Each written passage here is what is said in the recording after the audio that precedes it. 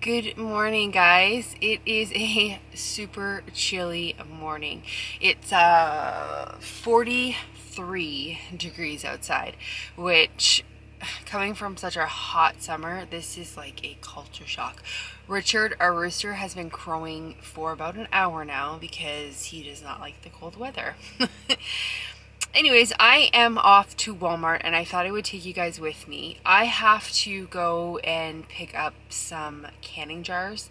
I have quite a bit of canning activities in my near future. I am definitely going to take you guys with me on this adventure. So yeah, I just wanted to go and pick them up. It's pretty early. What time is it? It's 7 o'clock. And I am the most productive in the morning. And I want to get to Walmart before it starts to get busy. I live in a pretty small town. Not small, but it's not a big city by any means. So for me to go to a big store or like a Target or something, I would have to drive 30 minutes north to Bowling Green or 45 to 50 minutes south to Nashville. So I'm kind of like in the middle of them both. So we, in our little town, we do have a small little Walmart. So that's usually where I go and pick up things that I can't get from a local farmer, like bananas or canning jars in this particular situation. So anyways, I thought I would just turn the camera on and take you guys with me.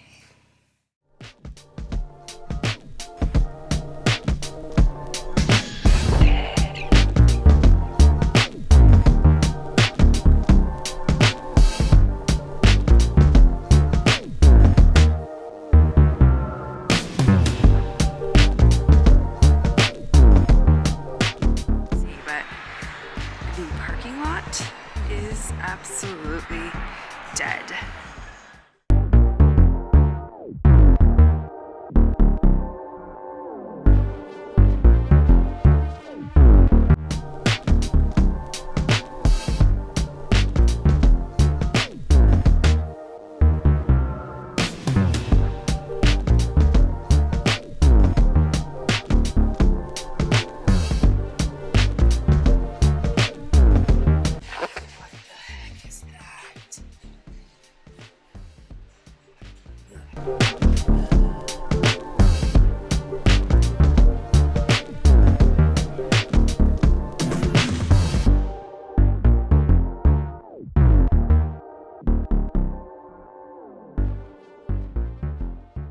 Well, the idea of coming early is great and all because there's not people, but apparently 7 a.m. is when Walmart stocks their shelves, so I'm dealing with that now.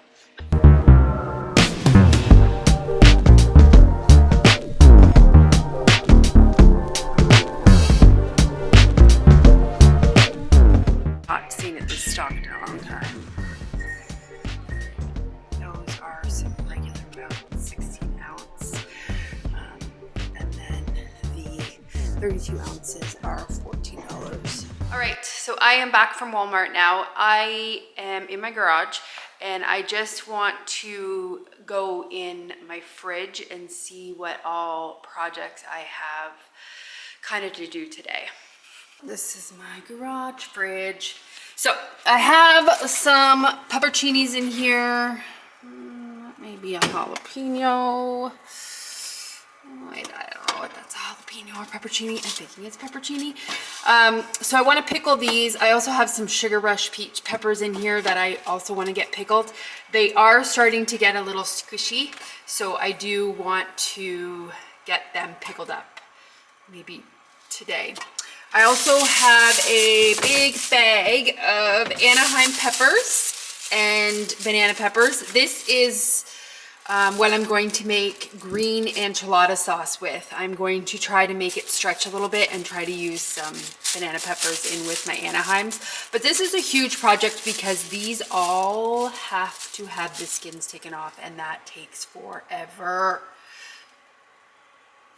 So I am probably not going to get to that today. That might be a project for next week. They actually are really, really firm still. Keeping them in the bag seems to be doing a good solution for them to to keep them firm. I also have this 25-pound bag of carrots. I got this from Azure, however, I don't know how to say it. I'm not even gonna try anymore. So these have to be canned up. My carrots did not do well at all this year.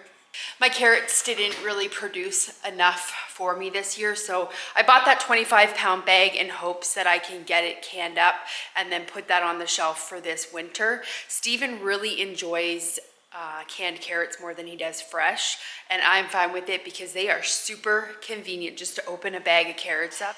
Those will stay fresh in there for at least another week. That is definitely not going to be a project I am going to be able to get to this week. So I am thinking today is going to be pepperoncinis. Oh, and also I wanted to show you guys. So we got a call yesterday from one of Steven's friends, and he has a pear tree, and he said that his pears are just falling off and he can't deal with all of his pears. So he said, I know what Krista likes to can, so would you guys like to come over and pick some pears? So of course we jumped on it. Free organic pears. Now some of them are going to be going to the chickens. Like this one is definitely not good and it's got damage to it. What happened was when we were beating the tree, some of them fell to the ground, and when they fell, let me see if I can find one. When they fell, they ended up like splitting. Can't find one. That was one that I had there. So yeah, this is something that I have to get to today, like for sure. Some of them are green, which is perfect because I can leave these until, ooh, that one is super soft. See, yeah, that's what I was talking about. They smashed when they fell to the ground and split. So that will probably go to the chickens. Some of them that are green, I can leave until next week. And those ones I am going to slice up and can them in a light syrup with a little bit of cinnamon. Steven likes cinnamon with his pears. But the ones that are starting to go bad, I am probably going to deal with today and make a pear sauce with those. But yeah, I think that's today's project. Pepperoncinis, those tomatoes that are going, and making pear sauce. So we will get started with that, and I will bring along you guys with me and we will get to canning. Okay, after kind of going through them a little bit, I realized that this one's gonna be the chicken bowl, but I realized that a lot of them, almost more than half of them, are not ripe yet. They are still very green and very, very, very hard. So I kind of went through and picked out the damaged ones. I'm hoping by me putting these, cutting them up and putting them and boiling them, it will soften them up a bit. I'm not sure if that's gonna work, but this is the bowl that I have full of the ones that are kind of damaged, got some spots on them that I'm gonna attempt to make the sauce with. So I'm hoping not too hard, but we'll give it a try. I mean, what's the worst that can happen? It doesn't work out. These were a gift. They were free. So if it doesn't work out, I guess chickens get more pears. But in the meantime, I am going to leave these really, really, I don't know if you can see the color green on them. They are super, they need to sit for a long time. So I am going to put these on the counter and kind of leave them and watch them. The fruit flies are so bad right now that I'm trying to take everything out of my house that is causing the fruit flies to just procreate and just go everywhere. So I'm gonna leave these on the counter. If the fruit flies get too bad, I guess maybe I'll put them in my garage. And then hopefully next week I can deal with them. And these will all be this big bowl right here. These will all be the sliced pears in the light syrup and cinnamon. I am going to cut these are the chicken's pears. I'm actually going to cut them up a bit. They are still like, I mean, really good. I could probably still use this one, but like you can see just the bottom portion is bad, but I'll give it to the chickens. So I'm just cutting them up. Kind of makes it a little bit easier. Yeah, this one's definitely not good. Makes it a little bit easier for them to eat. That one I definitely probably could use. See, this one is like almost, like it's just a little bit on the bottom. Why did I put this one in the chicken thing? Oh, because of that. But, I mean, they can get that half. I'll keep this half. All right, so I'm just gonna get these peeled, cut up, and then we will move on to the next step. Yeah, again, another perfect one. I don't know why I put them in there. Anyways, let's get these cut up. I'm not going to be super picky with getting all of the skins off of these because I am going to be putting these into my, this one's probably for the chickens. I'm going to be putting these into my Vitamix, and that tends to pulverize them pretty good. So I'm just doing a real quick peel on them. I wish I had like one of those apple peels things where you put it in and then you just like turn it around and it peels it for you. I don't have one, so this is what I use, is a hand peeler. Okay, so I have my pears all chopped up and they are on the stove right now getting soft. This is not going to be a tutorial on how to make pear sauce. I am honestly not comfortable with teaching you guys yet how to can. I am learning myself, so I will definitely bring you along in my kitchen when I am canning and maybe give you guys some ideas on what you can also. Ball Blue Book is the best resource that I can suggest for a new canner. It has amazing recipes in it. It has kind of tutorials that walks you through how to do the canning process. So like I said, I'm not going to be teaching you guys in this particular video on how to be making this, but I definitely want to bring you along on the process. What I'm doing right now is I'm actually just taking those tomatoes that I showed you earlier and I'm just coring them out. I'm going to throw them into a Ziploc baggie and put them into my freezer. I know that in the next 2 weeks, I have absolutely no time to deal with these. I have those pepperoncinis I still got to deal with, the enchilada sauce, and then I have a bag full of jalapenos also in my fridge that I need to get dealt with also, that I'm going to kind of work and make maybe a salsa verde with those and some green tomatoes. So these are going to have to get put on the back burner, and if I just pour them out and then throw them in the freezer, it's so easy. I just take them out of the Ziploc baggie, throw them in my roaster oven, cook them down, and then what I do once they're cooked down is I just run them through my food mill, and then takes all of the peelings off and all of the seeds. It's so easy. And then from there I have just that tomato base, and then I can do pretty much anything. I can make tomato sauce, spaghetti sauce, pasta sauce, enchilada sauce, ketchup. It pretty much is an excellent base to start with. Oh, I wanted to show you guys. I actually, when I was putting the jars into that pot, some water splashed up and actually burnt my wrist. I made this dandelion salve, I think that's how you say it, last year. I just went out and picked dandelions and I mixed it with, I infused them for a little bit in some olive oil, and then I came back and mixed them once they were infused. I think it was 6 weeks I let them infuse. I mixed them with some beeswax and it makes this salve. I'm sure there's other ingredients in it. I just don't have the recipe with me right now. But I put it on the second I get a burn, and it is crazy. It literally heals the burn within minutes. It takes the sting away from the burn, and you don't get blisters. Like Steven was dealing with the car last week, and he ended up burning his forearm, and he put this stuff on at night, and it already had blistered. He put it on at night, and he woke up in the morning, and it was almost completely healed. So dandelions are not a weed. They're not a weed, in my opinion. They are amazing. So I'm going to just finish getting this all cored up and put into my freezer.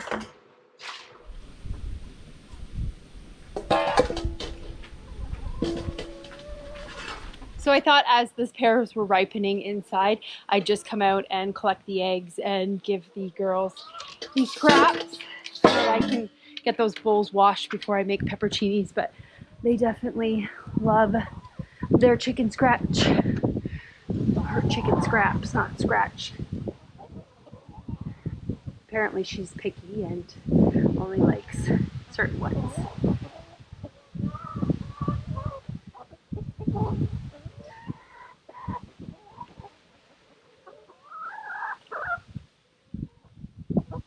You guys like them? You happy with your scraps? Richard, why are you walking down the middle of them? Richard is our rooster, and he is today very vocal. I think it's because it's pretty windy out and it was chilly this morning, but that's Richard. Oh, that one is so noisy. Right there. I don't know why she's being so noisy. What is the problem? Hmm?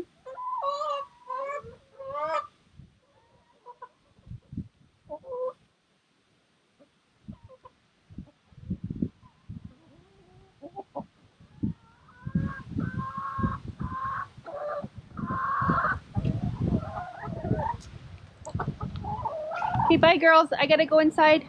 Finished cooking. We got one actually laying right now. Hi, sweetie. Can I have the eggs? Can I have the eggs, Legacy? Thank you. Did you have any more underneath you? Or just a fake one? Just a fake one? Okay, thank you. Thank you for the eggs. Bye. You don't look happy, do you? No, you're not happy. While we wait for those pears to get soft, they're almost actually ready. I am going to make some meatballs. We are having Tex-Mex meatballs for supper tonight, and I only have 1 pack of meatballs left in the freezer, so I am going to take this opportunity and make another batch or a couple batches of meatballs. I like to make a whole bunch of meatballs all at once, and then I put them on a cookie sheet and flash freeze them, and then I package them. Usually I put about 12 in a package, and then I just take them out when we need them for supper. So I thought, since I'm in the kitchen today, I might as well get some more meatballs in there. So in this I'm just kind of grinding it up a little bit here. I have a 1 pound of pork sausage. That is some of the last pork that we have left from the pigs that we did a year and a half ago. And then I have 2 pounds of ground beef that we actually got from a local farmer. We bought half of a cow 2 months ago, and we like to do that once a year. That seems to last us good. I just need to wash my hands. I know I do have gloves on, but still I don't want to be touching other stuff. So to this bowl, I am going to add about,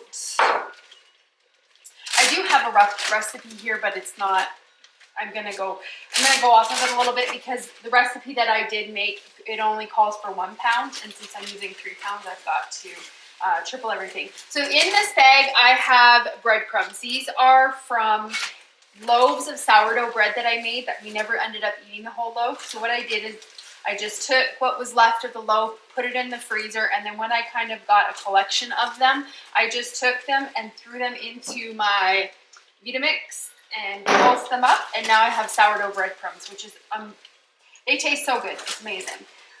So what I'm going to do is I am going to add 1.5 cups of breadcrumbs to this meat.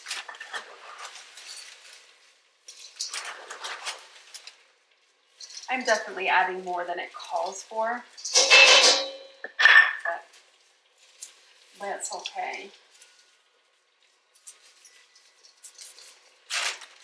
I'm going to add 3 eggs to this. I do not want to break them into that in case this egg is not good, and I don't want to waste all that meat. So I'm going to break it into a separate container.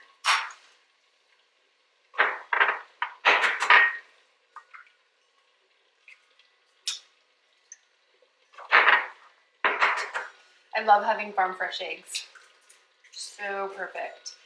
Yeah, see, like this egg is older, and so I don't know if you can tell or not, but the yolk kind of got, oh, yes, it's still good to eat, but it's an older egg, so we have been away so much.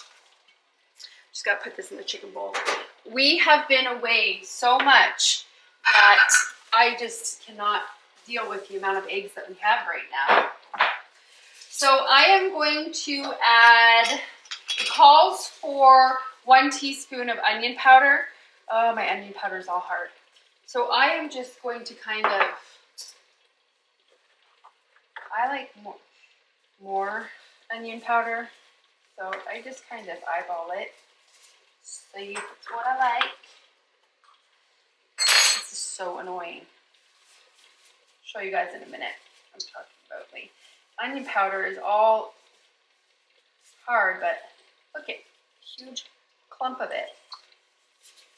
I don't know how to keep it from clumping. If you guys know how to keep onion powder from getting hard like that, please let me know, because that is so annoying trying to get it out and then having it in a solid block like that. It calls for half a teaspoon of garlic, so I'm going to add like 1.5 teaspoons. Probably more than 1.5 there, but that's fine. And then it calls for 1 teaspoon of oregano.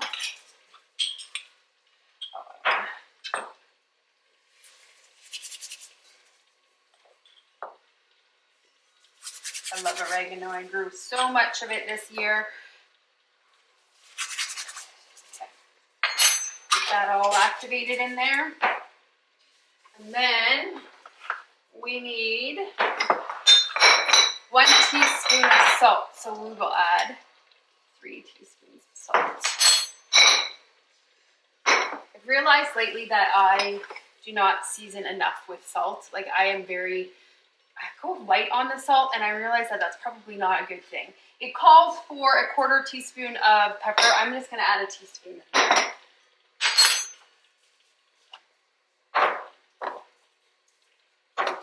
Skip this. One thing I do when I cook is I always, when I'm done with the ingredient, I put it back, because sometimes I can't remember what I added in the bowl. And if it's sitting here on the counter, I don't know whether I've added it or not. So while I'm cooking, I'm always putting things away.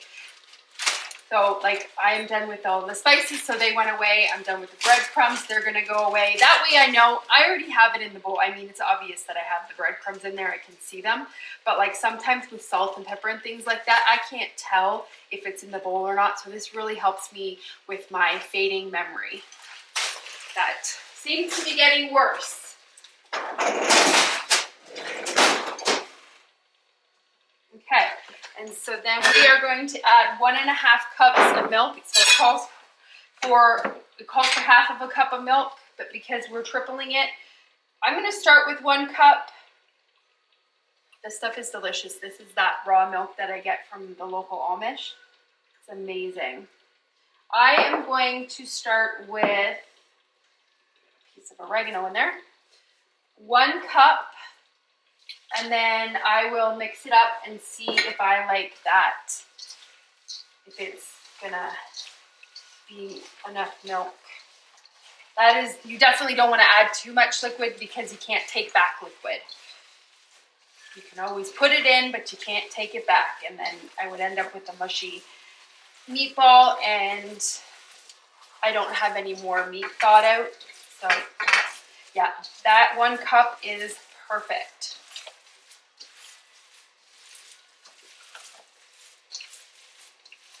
So I'm just gonna, now because I always make this recipe, I know how it tastes. So I don't really need to do a taste test on it. But if I was trying a new recipe, I would just take a little tiny piece of meat like this, make it into a patty, throw it into a cast iron and fry it on both sides, and then taste it.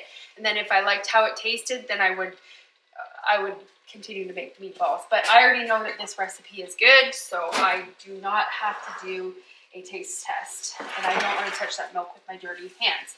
So all I do is just take a little bit of them. We like our meatballs to be a little bit bigger, so that's about the size that I make them. And then I just put the meatballs on here.